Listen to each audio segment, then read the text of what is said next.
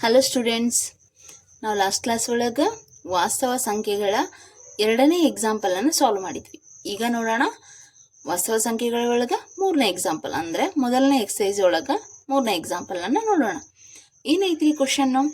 ಕೆಳಗಿನ ಪೂರ್ಣಾಂಕಗಳ ಲಸ ಅ ಮತ್ತು ಮಸ ಅಗಳನ್ನು ಅವಿಭಾಜ್ಯ ಅಪವರ್ತನ ವಿಧಾನದಿಂದ ಕಂಡುಹಿಡಿಯಿರಿ ಅಂತ ಹೇಳ್ಯಾರ. ಈಗ ಏನು ಕೊಟ್ಟಾರಿ? ಫಸ್ಟ್ ಒನ್ ಅವಿಭಾಜ್ಯ ಅಪವರ್ತನ ಅಂತ ಹೇಳ್ಯಾರ. ಒಂದು ನಂಬರ್ ಏನು ಕೊಟ್ಟಾರಿ? 12 ಕೊಟ್ಟಾರ. ಇನ್ನೊಂದು ನಂಬರ್ ಏನು ಕೊಟ್ಟಾರಿ? 15 ಕೊಟ್ಟಾರ. Another number is 21. ಅವಿಭಾಜ್ಯ ಅಪವರ್ತನ ಅಂತ ಹೇಳಿದ್ದಾರೆ. ನಾವೀಗ ಅಪವರ್ತನವನ್ನು ಅವಿಭಾಜ್ಯ ಸಂಖ್ಯೆಗಳನ್ನೇ ಯೂಸ್ ಮಾಡಿಕೊಂಡೇ ಕಂಡುಹಿಡಿಬೇಕು. ಹಾಗಾದ್ರೆ I will take 2. 2 6 next 2 3 next ಏನು ಬಂತ್ರಿ? 3 1 ಸಿಕ್ತಲ್ರಿ. ನೆಕ್ಸ್ಟ್ 15 ತಗೊಳ್ಳೋಣ. 3 5 15 ನೆಕ್ಸ್ಟ್ 5 1 5 ನೆಕ್ಸ್ಟ್ ತಗೊಳ್ಳೋಣ್ರಿ. 3 ತಗೊಳ್ಳೋಣ. 3 7 21 7 1. ಈಗ ಇವನು ಬರ್ಕೊಳ್ಳೋಣ್ರಿ. 12ರ ಅಪವರ್ತನಗಳು ಯಾವ್ಯಾವು ಅಂತಂದ್ರೆ 3 × 2 × 2.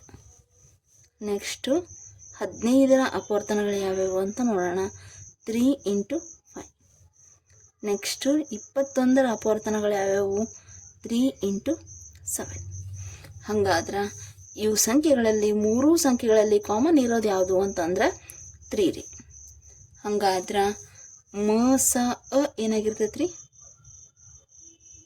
ಮಹತ್ತಮ ಸಾಮಾನ್ಯ ಅಪವರ್ತ ಏನಾಗಿರ್ತೈತೆ ರೀ? 3 ಆಗಿರ್ತೈತಿ. ಹಾಗಾದ್ರೆ ಲಸ ಅ ಏನಾಯಿತು? ಲಸ ಅ ಕಂಡುಹಿಡಿಬೇಕ್ರಿ ನಾವೀಗ. ಲಸ ಅ ಇಸ್ ಈಕ್ವಲ್ ಟು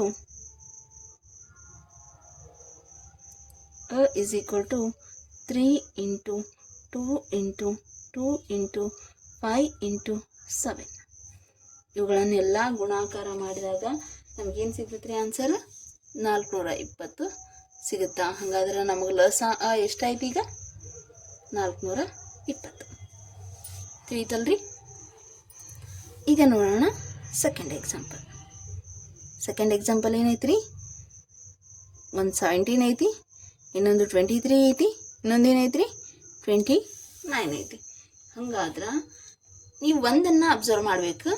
17 23 29 ಇವೆಲ್ಲ ಎಂತಹ ಸಂಖ್ಯೆಗಳೇ ರೀ?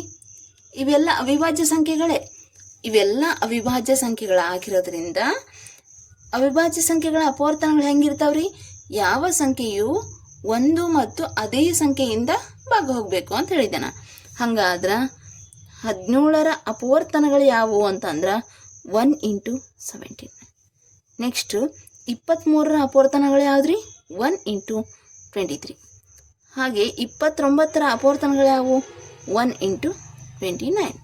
ಹಾಗಾದ್ರೆ ನಮ್ದು ಮಸ ಅ ಏನಾಗುತ್ತೆ ನೋಡೋಣ್ರಿ. ಮಸ ಅಂದ್ರೆ ಏನ್ರಿ?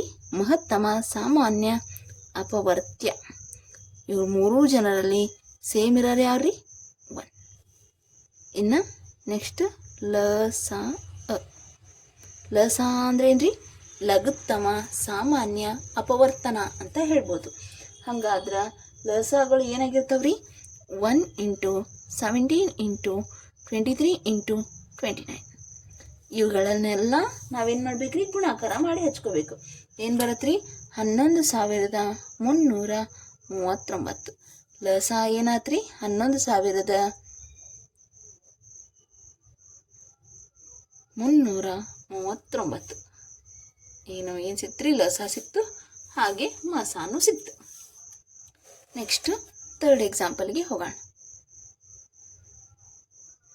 ಥರ್ಡ್ ಎಕ್ಸಾಂಪಲ್ ಏನು ಕೊಟ್ಟಾರಿ? ಒಂದು ನಂಬರ್ 8 ಕೊಟ್ಟಾರ, ಒಂದು ನಂಬರ್ 9 ಕೊಟ್ಟಾರ, ಇನ್ನೊಂದು ನಂಬರ್ 25 ಕೊಟ್ಟಾರ.